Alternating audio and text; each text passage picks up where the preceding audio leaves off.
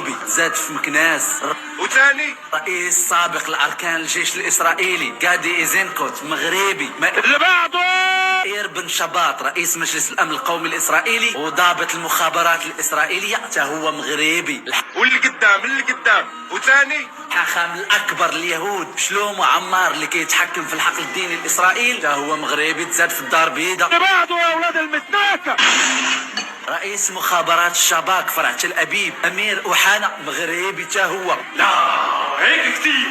عمير بيرتز وزير الاقتصاد والصناعة في إسرائيل مغربي ولد بالجعد. يا صديقي لا يهب العدد.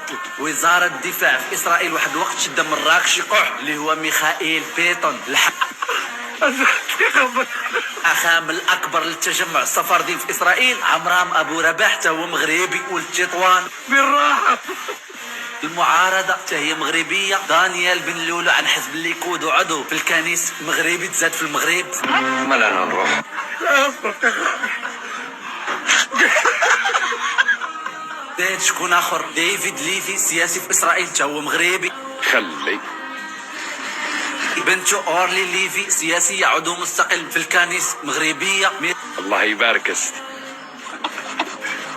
مريم رقيف وزير الثقافة والرياضة وزير شؤون داخلية في إسرائيل أريه درعي هو مغربي.